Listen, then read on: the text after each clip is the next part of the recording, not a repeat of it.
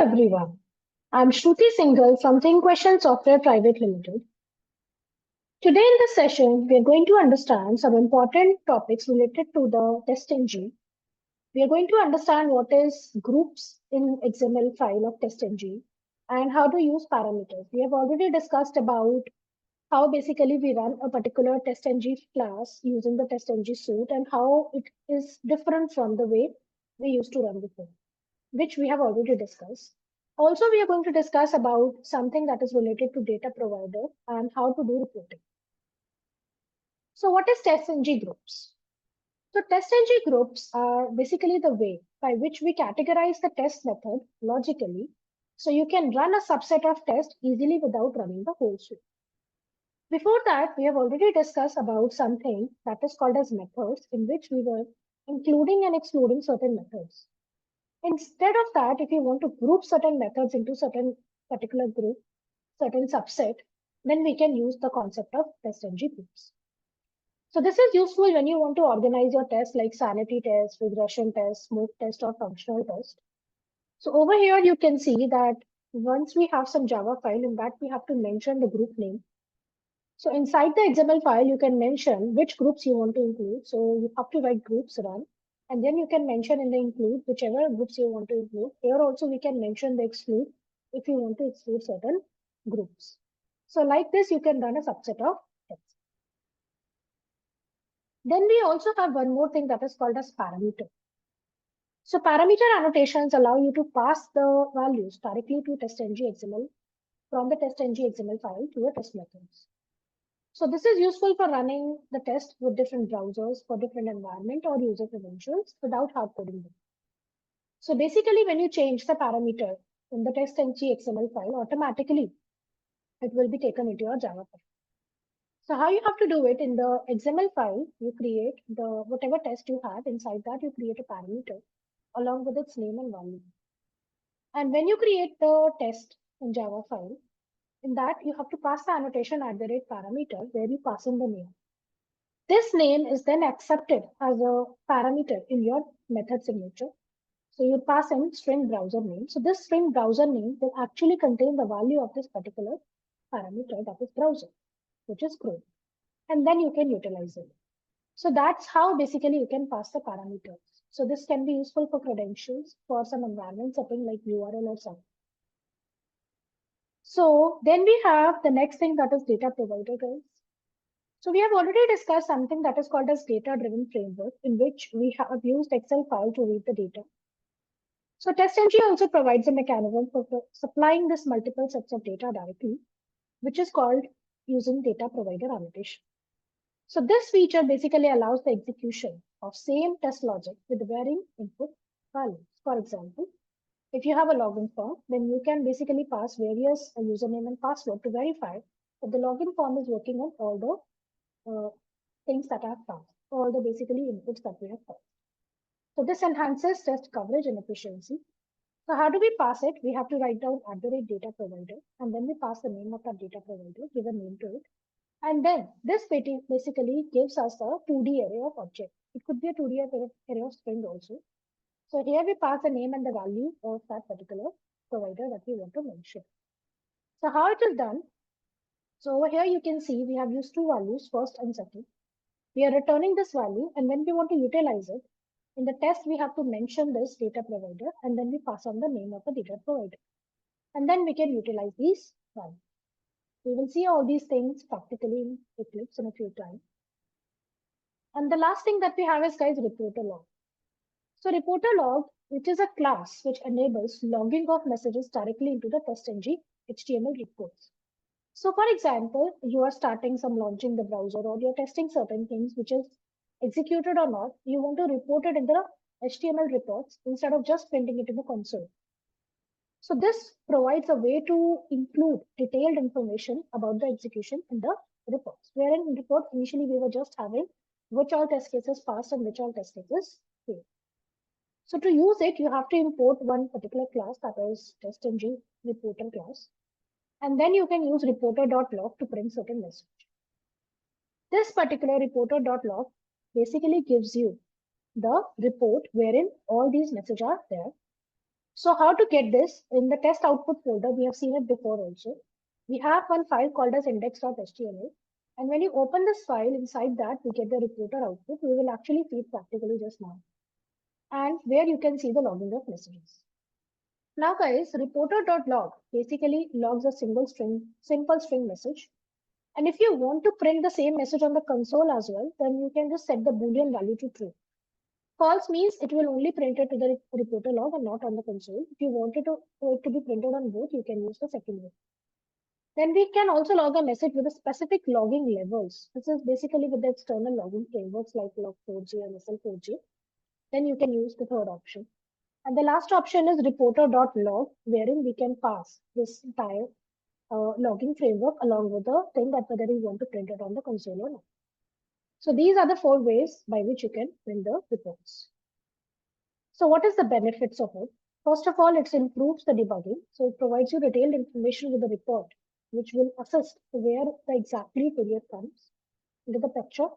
Also, it enhances report readability. So it makes the reports more readable, more informative by including some user-defined messages about the test flows and action. And it reduces the need of reruns because we can analyze the logs and we can directly report from the report that we are getting without rerunning the entire test case. So now guys, practically, we are going to execute all these things. First, we are going to understand about the groups and the parameters.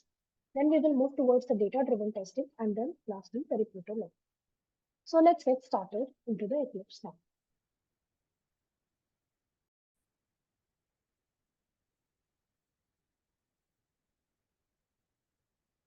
Okay.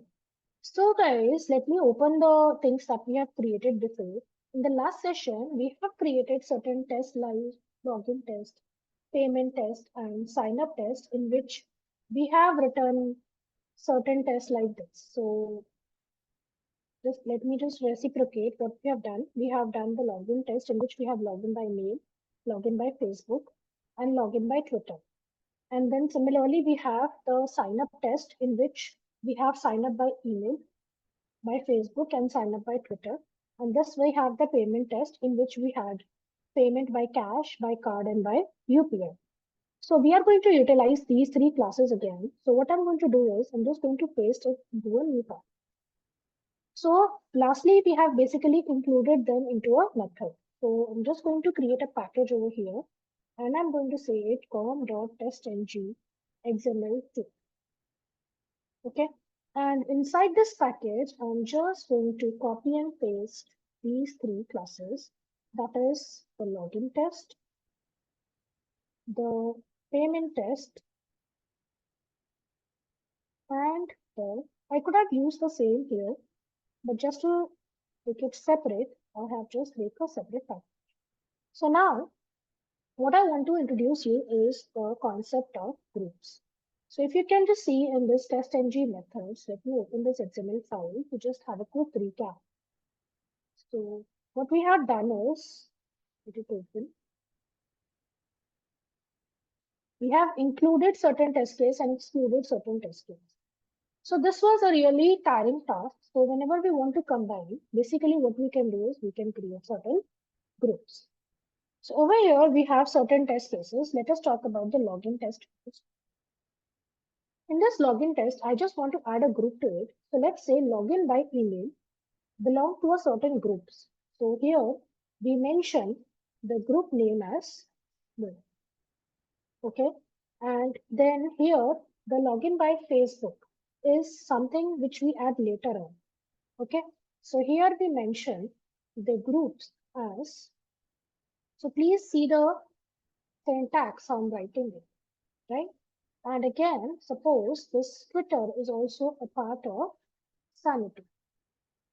So you have to write like this. So I have mentioned the groups for my email, that is for my email, it is smoke and other 2 are sanity. They belong to sanity. Similarly, I have this sign up test. So again, I will write certain groups for it.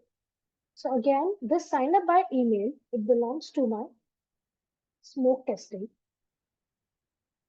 Please see that the case sensitivity can actually happen. Okay, so try to, I'm making all the groups name into small case. So try to take it that way only. Okay, then similarly, what I want to do, I want to add this sign up by Facebook into a group called as that is sign. But let's say sign up by Twitter. I want to add two groups to it. Okay, so how do we add two groups? So I want to add here sanity and I want to add here regression. Okay, so this belongs to both the groups. Okay, so let us see how it is going to create difference. Let us just add the groups first, and I'll be using different groups to basically check this out. Okay, so let's we have is the payment test, and in the payment again, this is belonging to the groups. Again, here I'm mentioning two groups. It is belonging to my smoke, comma. It is also belonging to my sanity, right? Similarly, here the groups are sanity as well as regression.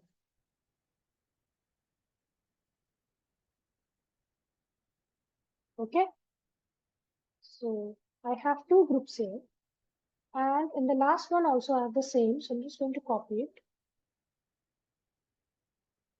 So let us say these are the groups. Now what I will do, I'll just go into the login test and I'll just convert it into a TestNG file. So I'll say convert to TestNG. Here I will mention this as groups. Okay, so it is going to create a TestNG file. Let me open that TestNG file now.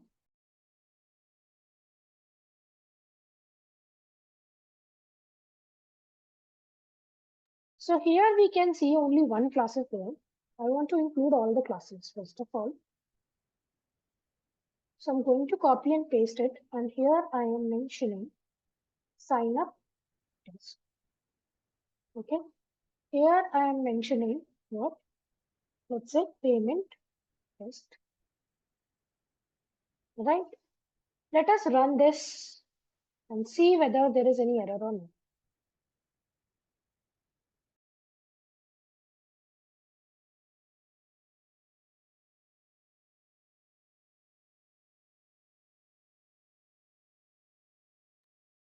Just observe that my file is running. Let me just drag it little outside, and you can see all my test cases have run right now. All the login, all the sign up, and all the payment test cases have been executed.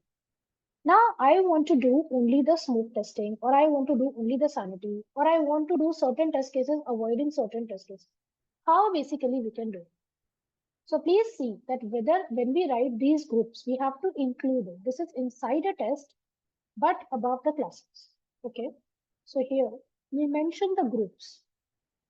Inside the group, we have a tag called as run, which all things we have to run. So let us say I'm including the name only, that is sanity. Okay. So when I just include sanity, what all test cases are going to get executed? Let us observe. So I'm going to run this suite. So this cannot be again done directly with the TestNG class. This can only happen with the suite.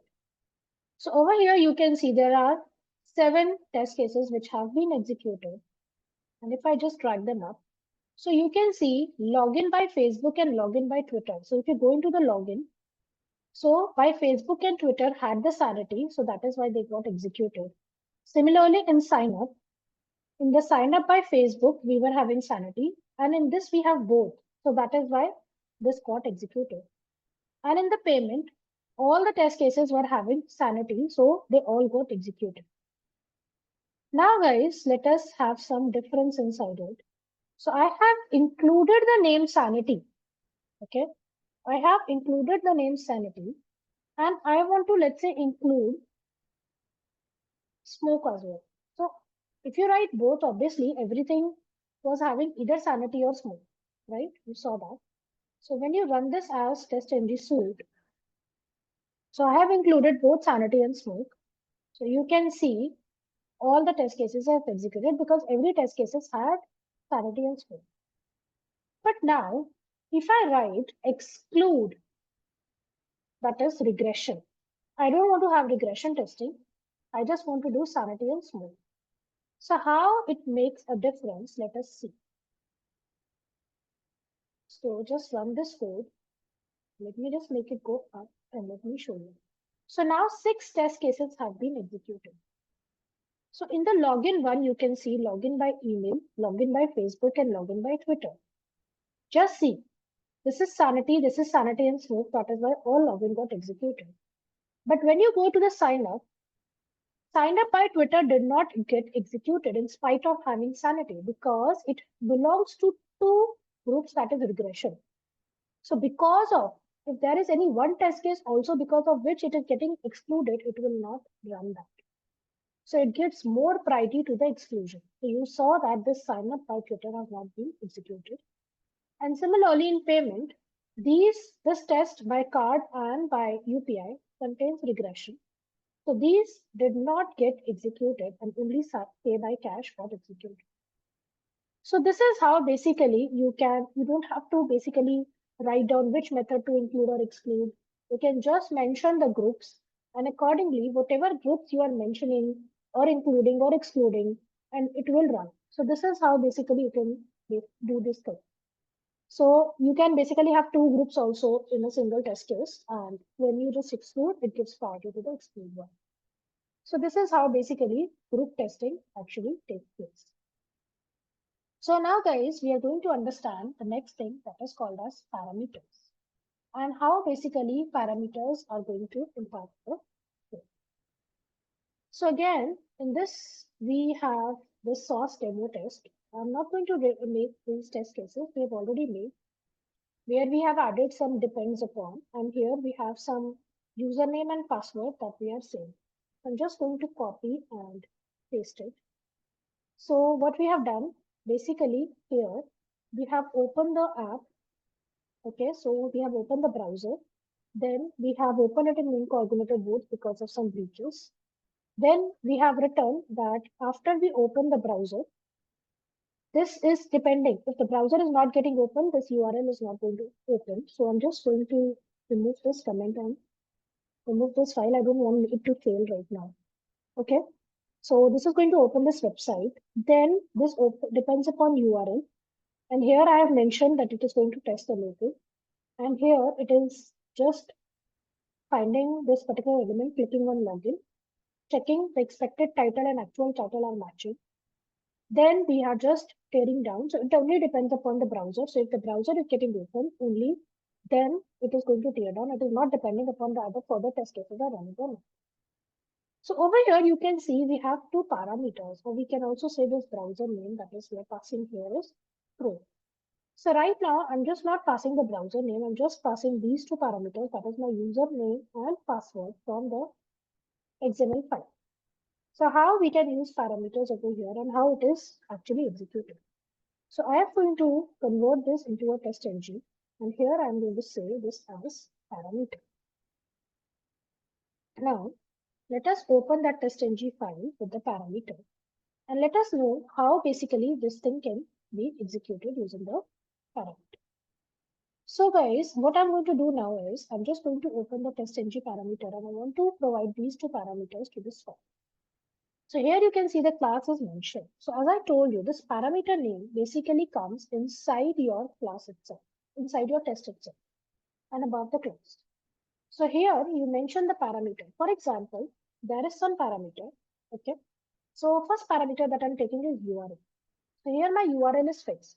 So I'm just copying the URL from the above thing. So this URL, I'm going to just pass it from the XML file. So I'm just pasting it here. So this is my URL on which I want to execute my test case. This is the first parameter. Let's say I have one more parameter here. So the next parameter that I'm taking is the username. And the value of this parameter is something which so I do not want to pass these things directly in my classes. And the third parameter that I want to take is what? The password. So you can also hide these things because these are only available in your XML configuration file. And if the user will only have these executable files, these things will not be visible to him then. So here I have created the parameters in my TestNG files where I have mentioned the URL, the username, and the password. And I want to utilize all these parameters in my code. So how will I do it? So basically, first of all, let us go to the URL one. Here we have the test, here we have written, depends upon. Below this only, we are going to write @parameter. So here we are going to use parameters. This is, please don't use parameter. It is parameters from TestNG annotations. And you have to pass the same name here, which you have used in your XML file. So you can see I have used URL. So I'm passing this URL. Then this has to be taken over here. So I'm going to take this here. So value will come here, base URL. So here you do not have to mention this now. You will just say base URL. Similarly, we will go inside this particular method and here we will write down @parameters. So there are two parameters over here. That is my username and password. So how to take two parameters? So you have to put a curly bracket here, mention username. This is the same name that I have mentioned over here, comma. And this only we're going to mention password. So this is the name that I have taken. Again, here you will take this thing in a string. Okay. And here you instead of writing this, you're just going to take whatever you're getting from the XML file. So this is going to give you the file. So like this, basically, you are going to utilize the parameters. So you can basically run from here also. So, or you can run from the TestNG class, which is your choice how you want to run it. So if you run it as a suite, then also your entire code will run. And if you run it simply, then also it is going to run. So you can see everything got successful and my login was also displayed and my login was also successful. So this is how parameters and groups are utilized. So we have discussed about two topics, that is the parameters and the groups. Now guys, we are going to move ahead with something called as data provider. Now I'm going to utilize this code only. So let us open the source demo website. And when you open the source demo, you can see it has some combinations of username and the password is same for all the users. So what I want is, now I want to run this particular script that I have written. So I have written the script, guys, that is source demo. In this, I have written one script to test my login. So I want to utilize the script for various combination of user and password. And I want to check whether it is failing or passing, or basically it is failing or passing in every particular providers that I am actually having. So how basically data providers are created and how basically we use it, that we are going to experience. So again, I'm just going to copy this and I'm going to paste it, cancel, I'm going to paste it here and I'm going to say provider. So utilizing the same script for doing different operations. And let us not take the concept of parameters. You can take the concept of parameters here, but just making it a little bit pretty easy to understand and not utilizing it here. So that if I mix up a lot of things, then might be a little confusing to understand. So here I'm using no base URL, okay, and this is the one, and I'm passing it here. Okay.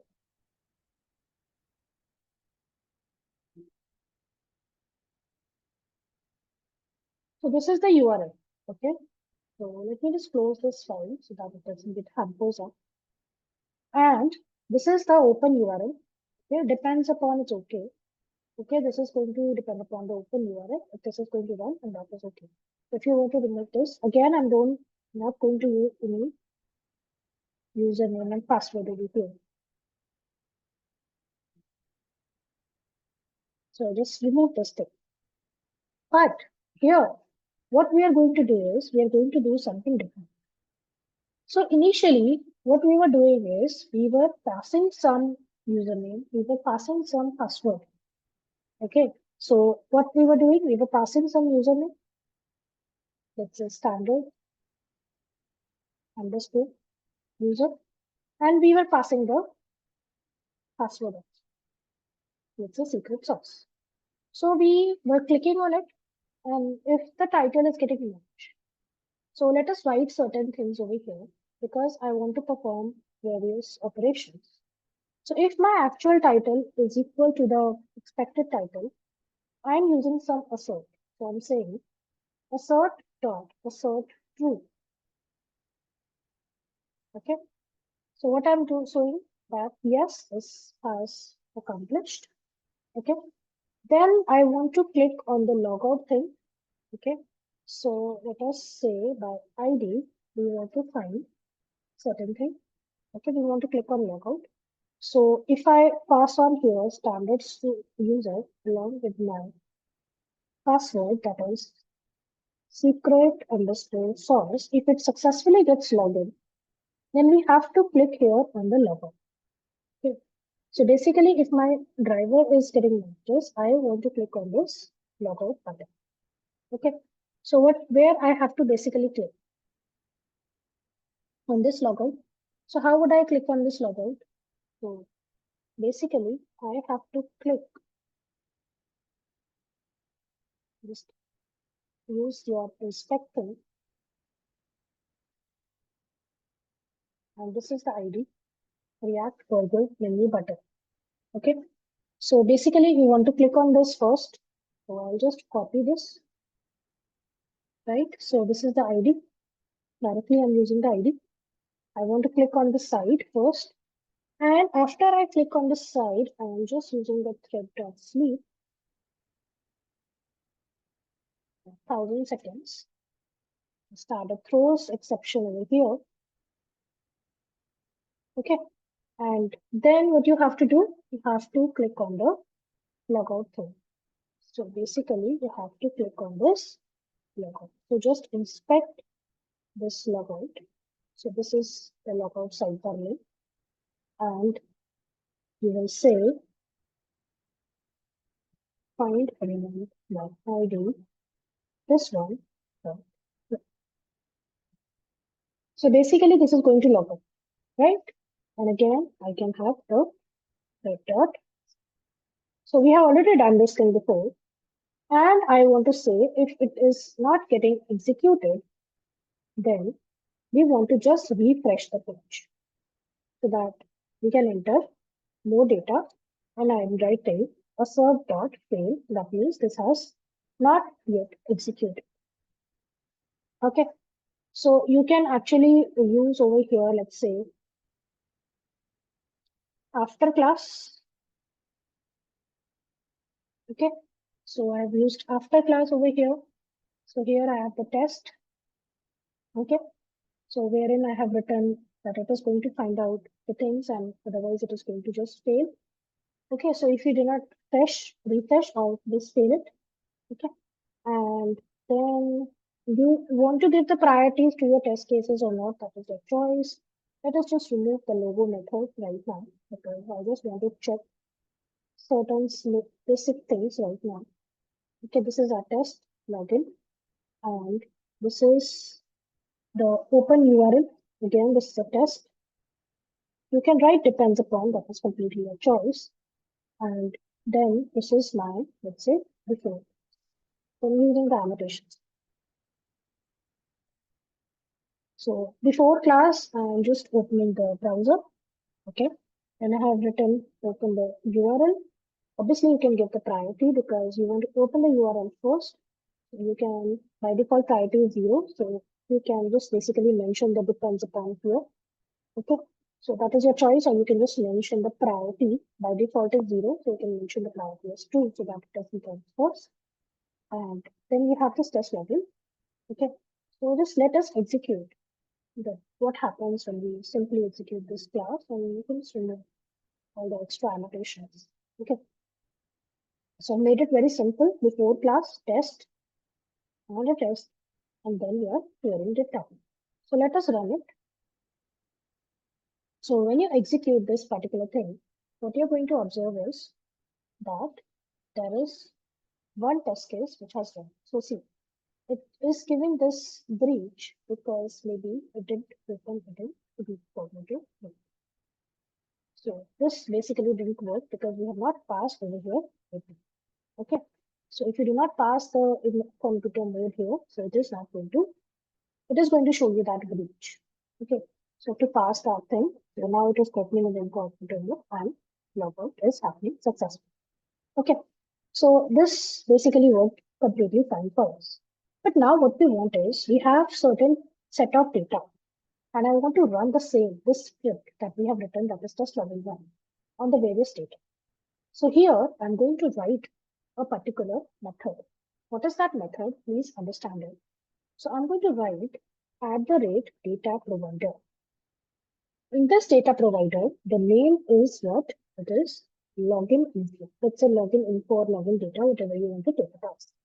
So I've given some name to this data provider. It is always going to return me a 2D array of objects in the form of key and value pair. Okay, so this is our key and value, basically username and password. If you want to return one, you can just return one also. So the method name is, let's say, login data. Okay, and then here we are passing whatever values are there. Okay, so here what we are saying object, a 2D array, and then we are mentioning data. So how do we create a 2D array? You must have seen in the previous sessions of yours, okay, Java sessions. So here I'm going to mention the data I will be taking. So the first one is standard underscore user with the password that is secret sauce. So if you have more combinations, you can pass all it, right? So this is the first thing that I want to take. Then the second thing that I want to take is to open the website itself and just copy and paste it from here. So the second one is logged out user. Okay. So this is the second one. Password, I'll just copy it later. Third one, let us take it. Is problem user. And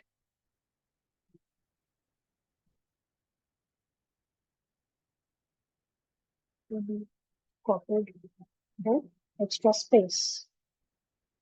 That is why it was given that error. So this is the problem user. And you can take the 3 or you can take 4, you can take any combinations that you want to. And the last one that is error user entry.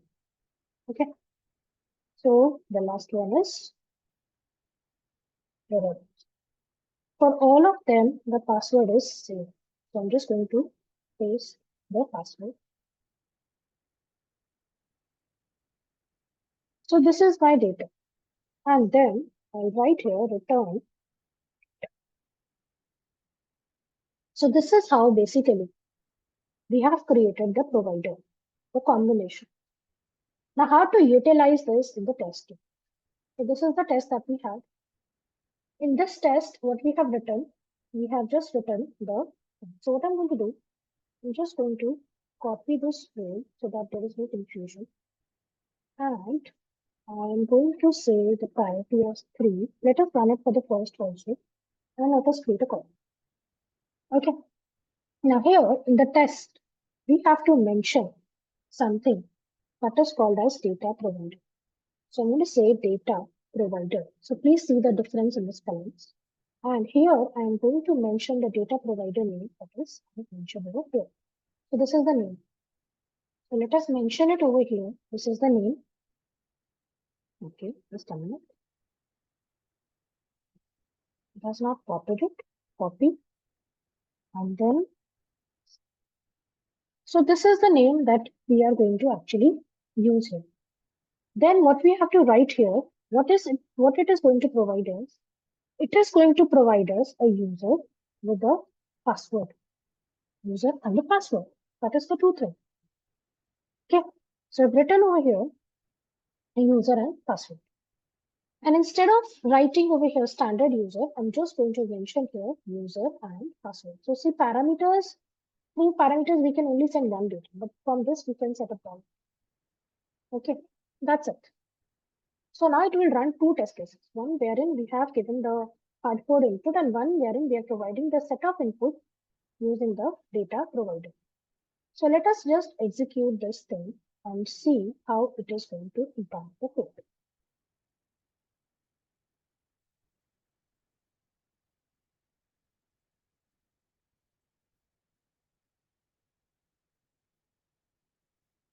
Okay, so you can see over here, the script is running with all the set of data.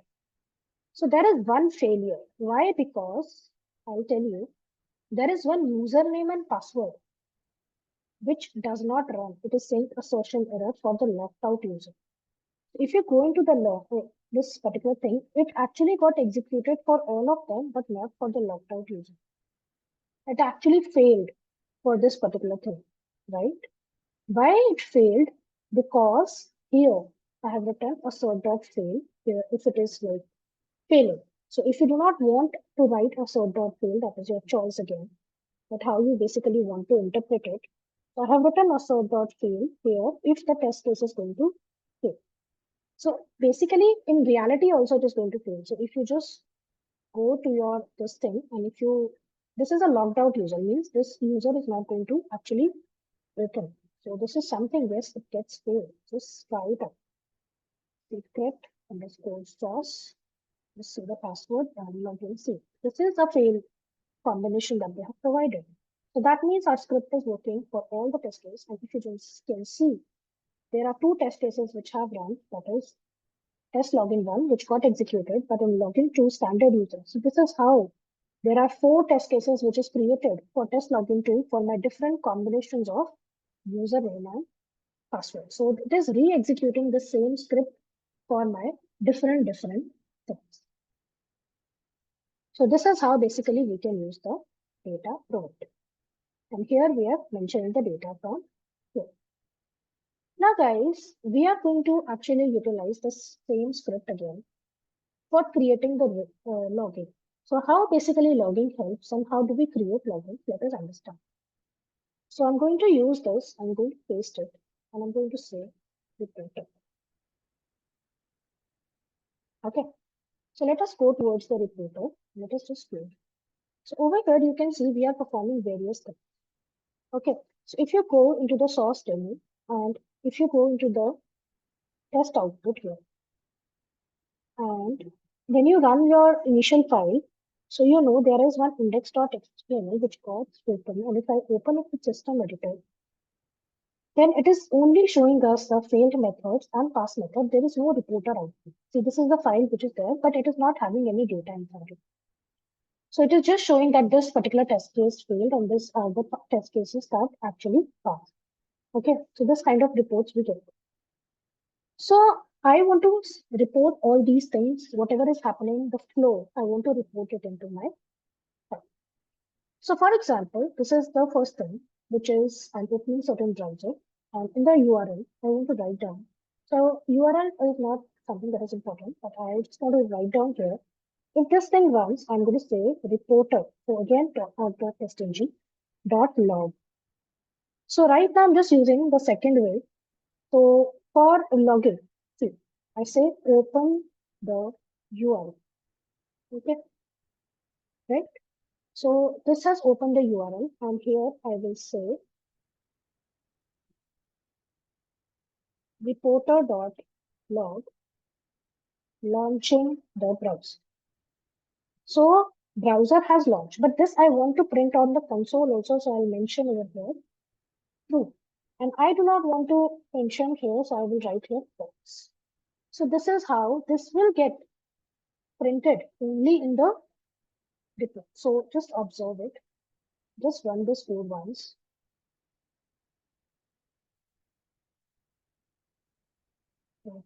Obviously, data provider is going to run. It is going to run for all my test cases. So you can see this will execute the entire code now. And right. So when you now go to the index.html, And first of all, go to the console, then drag it up and just see there is one message that is launching the browser speed. But when you go to the index.html and you just open this file with system editor,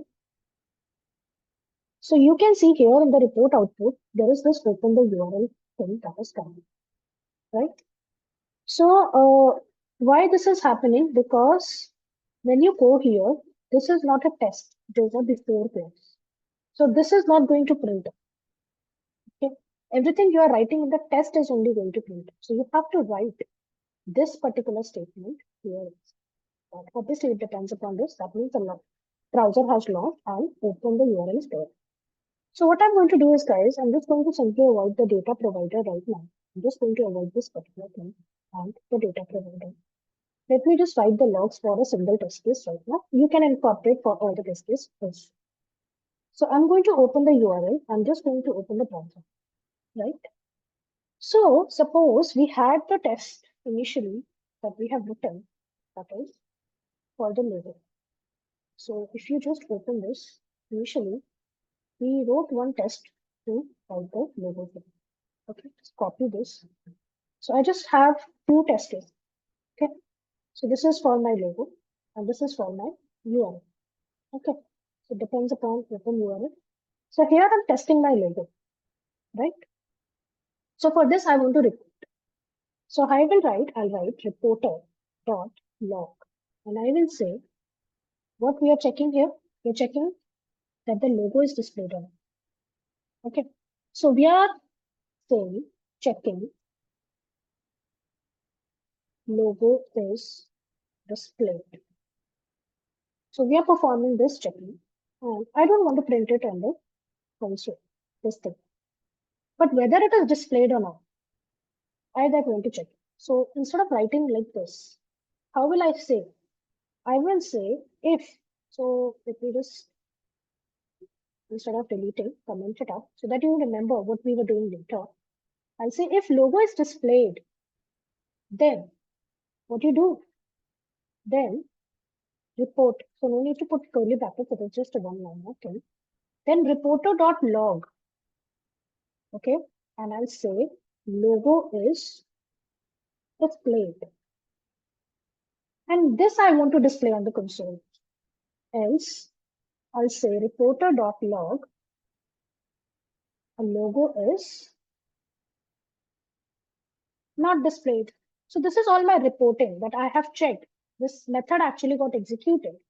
But then whether this happened or not, that I'm showing it. So true, this I want to print on the console as well. So this I have written for my what logo is. So whether the logo is getting displayed or not, I am printing it with the help of my report. Similarly, here we had a test logo. In this, we have written that assert this is login successful or whatever this is the. So right now, if you want to click over here, that is completely fine. If you want to do this assert, that is completely fine. But if this happens, I want to write one statement on my reporter also. So what is the statement? I will write here reporter.log. What I will say that my login was successful. Okay, so I'll say login successful. Again, I want to mention this in my console as well. Okay, and if this is not happening, then here, when it is failing or whatever it is happening, I'm also saying login unsuccessful or is not successful for a good or better understanding. And before that, I also want to say that I am checking it with the correct credential, right? If I'm passing the wrong credentials, then it is going to say, so checking login form with correct credentials. So with correct credentials, what is happening, it is going to show me. Okay. So this is how a log is I'm creating, and I don't want to print it into the console. So then lastly, here also, when I'm closing, so if it is a test only, then it is going to print. Okay. So if it is after class, it is not going to be printed. Okay. And then suppose if you want to create it like a test only, then you can set the priority into it, but I don't want to print anything before and after class, what is happening. So here, this is the whole process that I have reported in my log. And let us see when we run this, what is going to be there in our tickets. So you will see this is going to open the website and it is testing with my things, logout, and this time. Right. So all the test cases have passed over here. But when you go into the console, what all things got printed? Launching the browser, logo is displayed and logo's login was successful. So only 3 messages. But we have done a lot of reporting.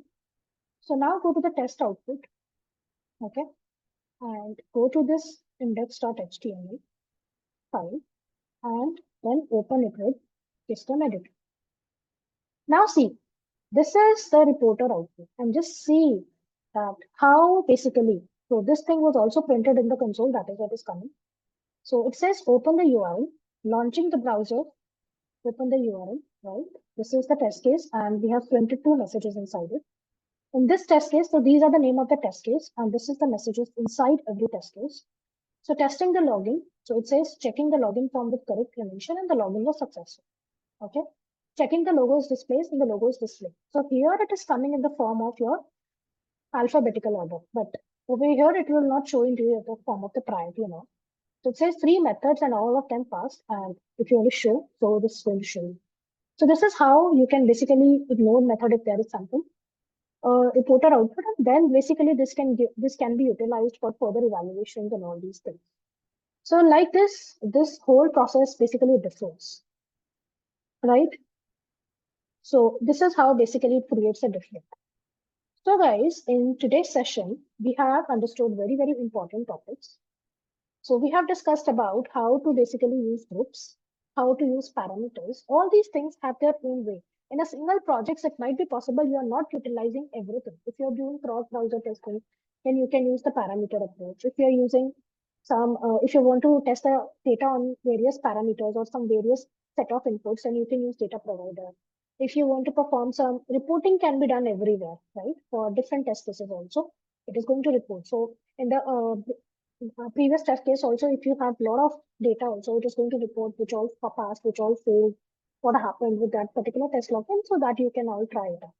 So we have discussed all the important problem statements or whatever problem statements and important topics related to TestNG. So we have discussed about group utilization and importance of all the things, that is groups, parameters, data provider, and reports. So that's all for today, guys. Thank you very much.